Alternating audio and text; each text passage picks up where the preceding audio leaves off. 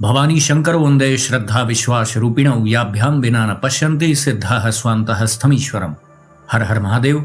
हार्दिक स्वागत करता हूं आप सभी भगवत प्रेमी दर्शकों का आपके अपने ही YouTube चैनल जगत पिता शिव में। भगवान श्री असितेश्वर महादेव जी की कृपा से आप सभी स्वस्थ सकुशल और प्रसन्न होंगे, ऐसा मुझे विश्वास है। ज्ञानेन तु तदज्ञानम येषां नाशितमात्मनः तेषामादित्यवज ज्ञानम प्रकाशयति तत्परम। अर्थात जिन्होंने अपने ज्ञान और विवेक के द्वारा उस अज्ञान का नाश कर दिया है, उनका वह ज्ञान परम तत्व परमात्मा को ही प्रकाशित कर देता है। श्रीमद् भगवद गीता से लिया गया यह महत्वपूर्ण श्लोक था। आज का प्रस्तुत वीडियो बहुत ही महत्वपूर्ण विषय पर है। ज्ञान मार्ग हो या भक्ति मार्ग हो, दोनों का ही लक्ष्य उस परम सत्ता की प्राप्ति करना है, ईश्वर की प्राप्ति करना है। यद्यपि मार्ग दोनों भिन्न भिन्न है, लेकिन दोनों का लक्ष्य एक ही है। क्रियाविधि दोनों की भिन्न है, लेकिन लक्ष्य एक ही है। ज्ञान मार्ग की जो साधना है वह अद्वैतवाद के सिद्धांत पर आधारित होती है। जैसा कि आद्य जगत गुरु भगवान शंकराचार्य जी ने बताया कि चिदानंद रूपः शिवोहम शिवोहम। ज्ञान मार्ग हो चाहे भक्ति मार्ग हो, दोनों में ही अपनी निर्धारित प्रक्रिया को आपको करना है। भक्ति मार्ग में भक्त अपना और अपने इष्ट देव का अस्तित्व भिन्न भिन्न मानता है। द्वैत भाव रख करके वह भक्ति मार्ग पे चलता है। सेवक का अस्तित्व भिन्न है, स्वामी का अस्तित्व भिन्न है, तभी तो सेवक स्वामी की सेवा का भाव रख करके उनकी उपासना कर रहा है। ज्ञान मार्ग तो ज्ञान पे आधारित है। उसका सीधा सा कहना है कि समझ ही मुक्ति है।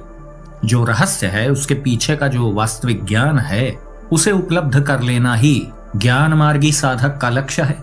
वही बात तो अभी श्रीमद् भगवद गीता में भी कही जा रही थी, जिस श्लोक को मैंने प्रारंभ में बोला कि तेषामादित्य वज ज्ञानम प्रकाशयति तत्परम। जिसने अपने ज्ञान और विवेक के द्वारा उस अज्ञान का नाश कर दिया, उनका वह ज्ञान परम तत्व परमात्मा को प्रकाशित कर देता है। ज्ञानी को भी लक्ष्य पूर्ण होने के बाद यह पता चल जाता है कि परमेश्वर की सत्ता के अतिरिक्त और कुछ है नहीं। और भक्ति मार्गी जो साधक है, जब उसका भी लक्ष्य पूर्ण हो जाता है तो वह भी उसी स्थान पर पहुंचता है। यह सब भगवत प्राप्ति की साधनाओं के विषय में चर्चा हो रही है। यहाँ पर मनोकामना पूर्ति आदि, और या जिन्होंने ऐसा मन में भाव रखा है कि मैं तो दिव्य लोकों को प्राप्त करना चाहता हूँ, अलग अलग लक्ष्य होते हैं ना सबके। लेकिन यह वीडियो मूल रूप से उन लोगों के लिए बनाया जा रहा है जो भगवत प्राप्ति की साधना कर रहे हैं, जिन्हें आत्म स्वरूप की उपलब्धि करनी है, जिन्हें अपने आप के बारे में जानना है। अपने आप के बारे में जानना ही तो सर्वाधिक कठिन है, क्योंकि आप जो हैं वो तो स्वयं ये दावा कर रहा है कि मैं सबको जानता हूं। तो जो स्वयं सबको जानता है, उसको जानने वाला कौन है और कौन उसे जानेगा? आप अपने ही आप को जानना चाहते हैं तो आप कौन हैं? आप ही अपने आप को कैसे जानेंगे? और जिसको आप जानेंगे तो वो जानने वाला कौन होगा? आप होंगे या वो होगा जिसको आप जानने जा रहे हैं? बात को आप समझने का प्रयास करें, ये थोड़ी सी गंभीर बात है। उस परब्रह्म सत्ता ने ही कभी संकल्प किया कि एकोहम बहुश्यामः, मैं एक हूं, मैं बहुत हो जाऊं। उस परम सत्ता का ही तो संकल्प था जो सृष्टि का विस्तार हुआ, 5 भौतिक शरीर आपको प्राप्त हुआ। अब जीव की उत्पत्ति कैसे हुई, सृष्टि की उत्पत्ति क्यों होती है, और उत्पत्ति होती ही है तो फिर उसका नाश क्यों हो जाता है, यह सब विषय अलग है इससे। उस पर पहले भी मैं कई बार वीडियोस बना चुका हूं कि जीव का जन्म होता ही क्यों है, किस लिए होता है। आज इस वीडियो में हम इस बात को समझने का प्रयास करेंगे कि जो आत्मज्ञान, आत्मदर्शन, आत्मोपलब्धि, इन सब शब्दों का प्रयोग जो किया जाता है, तो इनका वास्तविक अर्थ क्या है। भक्ति मार्ग में ऐसा नहीं है। भक्ति मार्ग में तो आपका लक्ष्य भक्ति करना है। आप सेवक हैं, आप स्वामी की सेवा कर रहे हैं।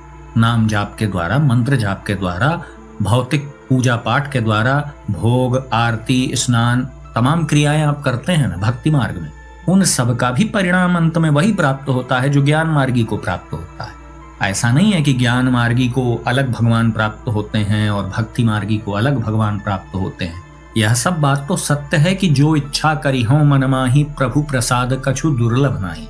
अपनी अपनी इच्छा के अनुसार ही सबको उपलब्धि प्राप्त होती है।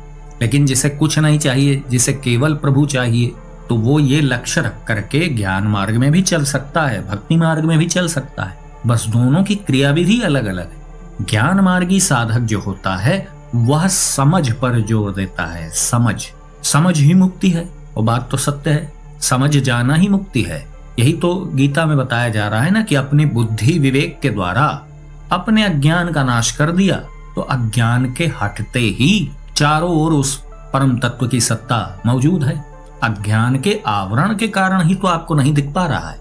ऐसा नहीं है कि अज्ञान नष्ट होगा तो भगवान प्रकट होंगे और दिखेंगे। नहीं, भगवान प्रकट हैं, ऑलरेडी हैं, लेकिन आप अपनी आंखों से अज्ञानता का चश्मा तो हटाएं तो जो वास्तविकता है वो दिख जाएगी। जैसे गगन मंडल दिन में नीला दिखता है और रात्रि में काला दिखता है, तो दिन में भी वो काला ही रहता है। बस क्योंकि पृथ्वी के वायुमंडल में प्रकाश प्रविष्ट होता है तो प्रकाश के परावर्तन के कारण ही आसमान का रंग ऐसा दिखता है, जबकि वह प्रातः काल में भी काला ही है। प्रकाश का एक आवरण आ गया जिससे आपको ऐसा दिख रहा है। आकाश तो अपने रूप में यथावत पहले से ही मौजूद था।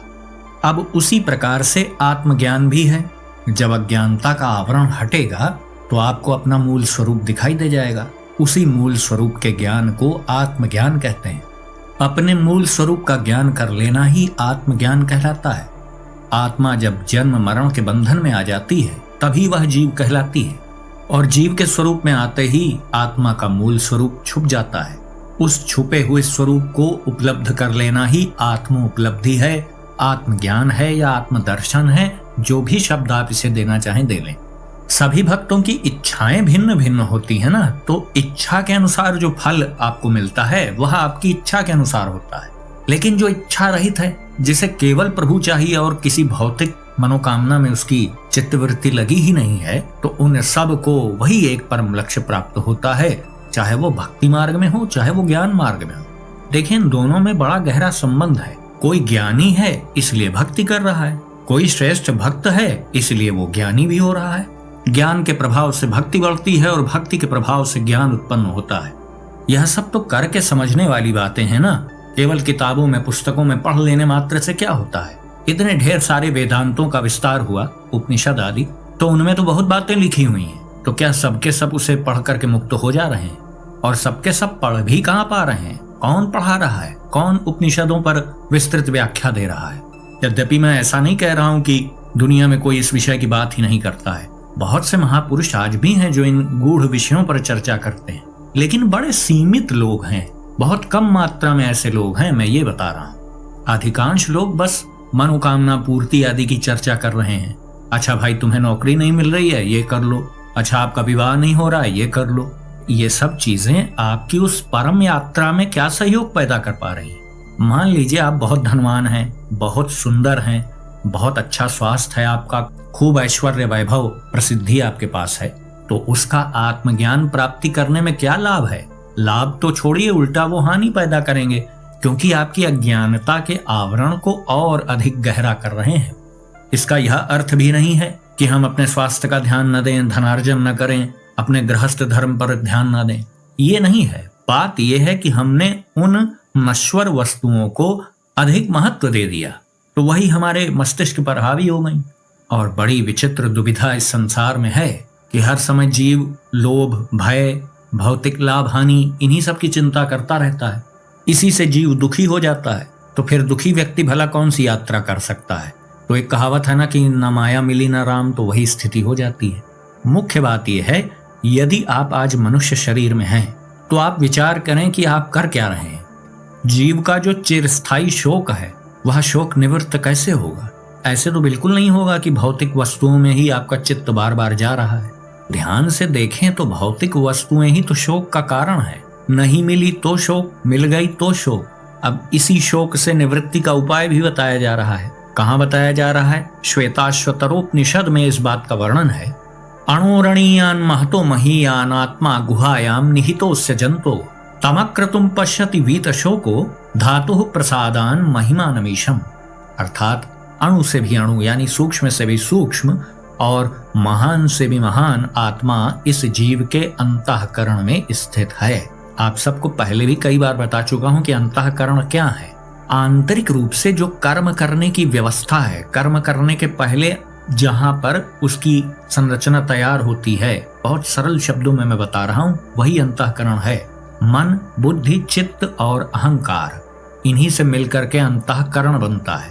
तो उसी अंतःकरण में वो सूक्ष्म से सूक्ष्म और महान से भी महान आत्मा स्थित होती है। उस विषय भोग संकल्प शून्य महिमामय आत्मा को जो विधाता की कृपा से ईश्वर रूप से देखता है वह शोक रहित हो जाता है। तमक्रतुम पश्यति वीत शोको धातु प्रसादान महिमानमीशम। जो कोई परम भाग्यशाली साधक उस आत्मा को ईश्वर रूप से देखता है वह शोक रहित हो जाता है। अब ज्ञान मार्गी इस लक्ष्य को लेकर के चलता है, भक्ति मार्गी अंत में जाकर के अपनी भक्ति के प्रभाव से इस स्थिति पर पहुंच जाता है। दोनों को यही लक्ष्य प्राप्त करना है। वो भक्त कैसा जिसे आत्मज्ञान न हुआ हो और वो ज्ञानी कैसा जो आत्मदर्शन न कर चुका हो, तो दोनों को ये करना पड़ेगा। परम लक्ष्य तभी प्राप्त होगा। आत्मा जब जीव बनी, जन्म मरण के बंधन में आई, तो उसे शोक भी प्राप्त हुआ। अब चूंकि विस्मरण आपको हो चुका है इसलिए आप भूल चुके हैं उसे, वरना आपको इतना भी यदि याद आ जाए कि आप जब गर्भस्थ थे, जब आप माँ के पेट में थे, तभी आप कितने कष्ट में थे, इतना भी तो आपको स्मरण नहीं है ना। जन्म लेने के तुरंत बाद की भी जो घटनाएं हैं वह भी आपको स्मरण नहीं है। तो बड़ी जबरदस्त विस्मृति भी है माया की। इसीलिए तो उस दिन बोलना पड़ा था ये श्लोक, ज्ञानी नाम अपि चेतांसी देवी भगवती हिसा बलादा कृष्ण मोहाया महामाया प्रयच्छति। माया शक्ति ऐसी शक्ति है कि बड़े बड़े विद्वानों के मस्तिष्क को भी भ्रमित कर देती है। तो फिर साधारण जीवों की क्या गिनती की जाए।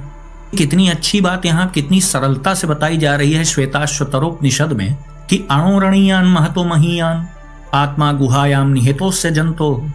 यहाँ पर बताया जा रहा है ना कि सूक्ष्म से भी सूक्ष्म और महान से भी महान वह आत्मा उस जीव के अंतःकरण में स्थित है। यद्यपि यह बात भी समझने वाली है कि अंतःकरण उसका उस आत्मा से ऊर्जा प्राप्त कर रहा है, आत्मा शरीर में थोड़ी न बैठी है।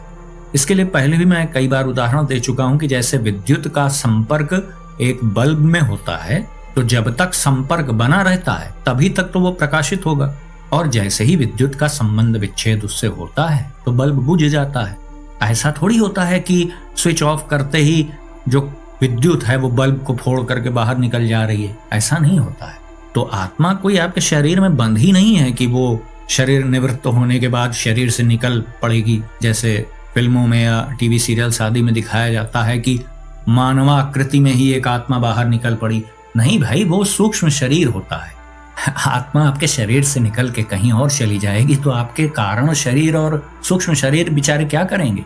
आपको अच्छे से ये बात पता है कि भौतिक शरीर मरता है, लेकिन सूक्ष्म शरीर और कारण शरीर तो उसके बाद भी बचा रहता है। वही तो सुख दुख का भोग करता है। सूक्ष्म शरीर ही तो जागृत अवस्था में भी सुख दुख भोग करता है और स्वप्नावस्था में भी सुख दुख भोग करता है। सुषुप्तावस्था में हमारा कारण शरीर सक्रिय रहता है, भौतिक शरीर तो केवल जागृत स्थिति में ही सक्रिय रहता है। लेकिन सूक्ष्म शरीर उभयात्मक है, वो जागते हुए भी कोई अच्छा दृश्य देखता है तो मन में उसे आनंद हो जाता है।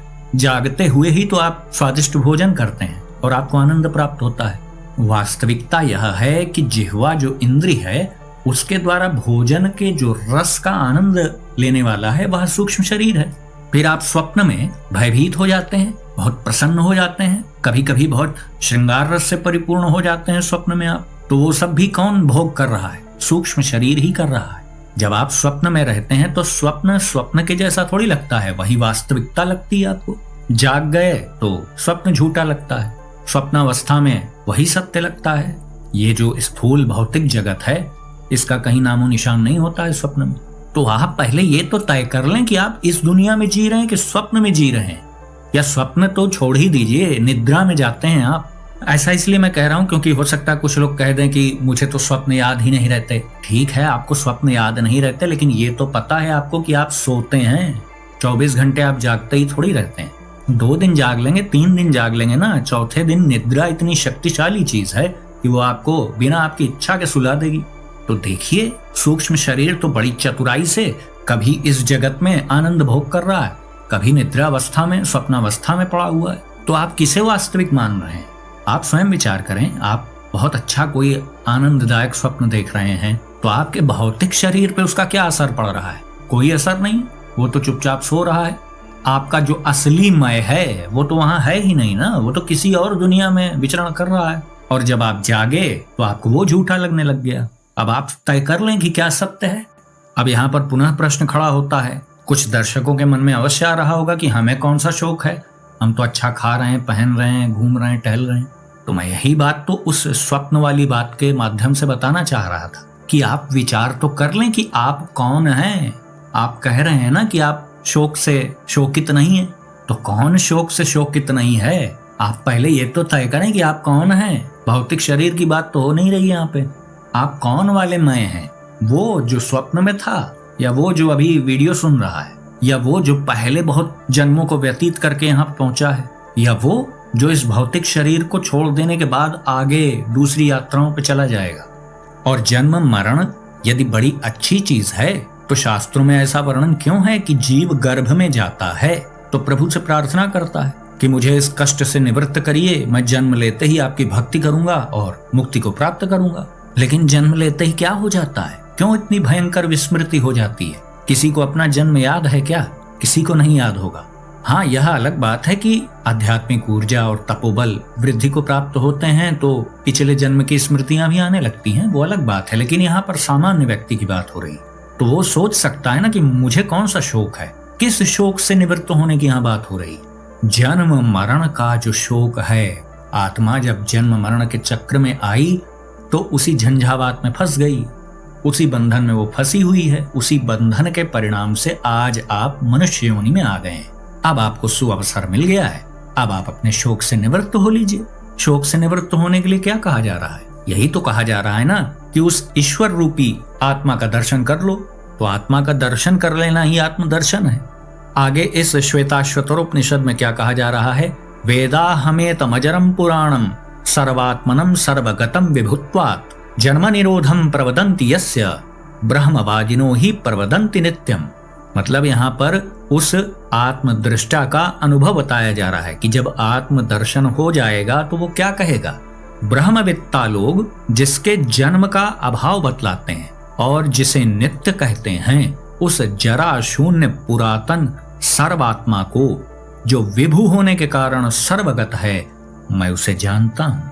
मतलब ब्रह्मवेत्ता लोगों ने और शास्त्रों ने क्या बताया है कि जिसके जन्म का अभाव है, जो जन्म मरण से विमुक्त है और जो नित्य है, जरा से शून्य है, परम पुरातन है, उस सर्वात्मा को जो विभु अर्थात आकाश के समान सर्वगत है, उसे मैं जानता हूं। अब और सरल शब्द में आप समझ लें, यदि आत्मदर्शन शब्द से आप भ्रमित हो रहे हैं तो आप ऐसे समझें, अपने मूल स्वरूप को पहचान लेना।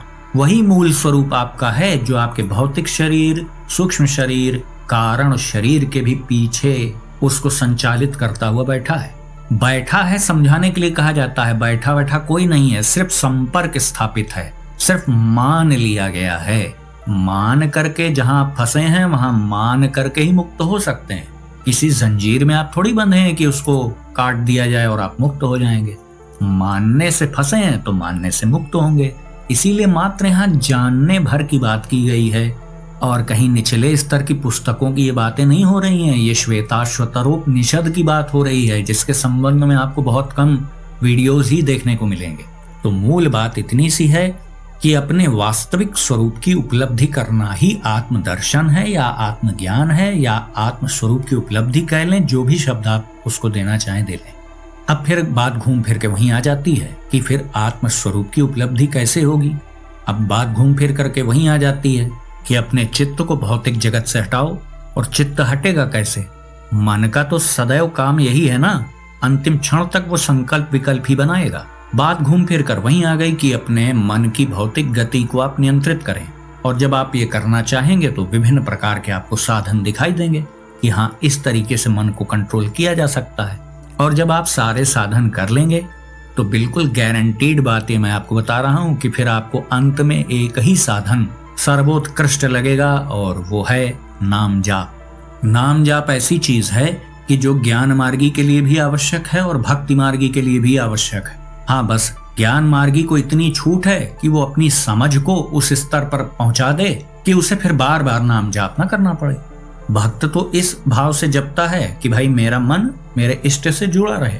ज्ञान मार्गी भी अपने मन की भौतिक गति को खुला थोड़ी छोड़ देता है कि हाँ, मन भोगों में जा रहा है तो जाने दो, मैं तो ज्ञान मार्गी हूं, मुझे क्या लेना देना। ऐसा नहीं है। क्या ज्ञान मार्गी के लिए जितेंद्रिय होना और मन पे नियंत्रण करना ये उपयोगी नहीं है क्या? भक्त हो चाहे ज्ञानी हो, बाहर कुछ नहीं करना है किसी को, सबको अपने अंतःकरण के स्तर पर कार्य करने हैं। तो वो अपने स्तर से कर रहा है, भक्त अपने स्तर से कर रहा है। दोनों को अपने मन की भौतिक गति को नियंत्रित करना पड़ेगा। ठीक है, आपको नाम जाप का साधन पसंद नहीं है, आप मत करिए। आप विचार कर लें कि कौन सा ऐसा साधन है जिससे मैं अधिक से अधिक अपने चित्त को अपने इष्ट से जोड़ के रख पाऊंगा। कोई कहेगा कि मुझे ध्यान करना बहुत पसंद है, तो भैया 24 घंटे आप ध्यान थोड़ी करेंगे। 2 घंटा 4 घंटा आप ध्यान कर लेंगे, उसके बाद फिर भौतिक जगत में आप बिल्कुल तत्पर होकर कूद पड़ेंगे। फिर 4 घंटे की मेहनत वो 20 घंटे में निपट जाएगी सब। इसीलिए मैं इस बात का उदाहरण देता हूं कि जैसे जल को कहीं से भी छोड़ा जाए, वह जिधर ढलान होगी उधर ही गति करेगा। उसी प्रकार से मन को 1 सेकंड की भी छूट दी गई तो वो फटाक से भौतिक जगत की ओर ही भागेगा। जैसे गुरुत्वाकर्षण बल के कारण ऊपर उछाली हुई गेंद भूमि की ओर ही आती है और बिना प्रयास की आती है। गजब बात देखिए, भगवान की ओर तो मन को लगाना पड़ता है, लेकिन संसार की ओर मन स्वयं लगता है, आपको लगाना नहीं पड़ता है। संसार में तो वो लगाया है। यही सब तो जीव के शोक का कारण है, जो माया के कारण और विस्मृति के कारण उसे अपना हितकारी प्रतीत होता है।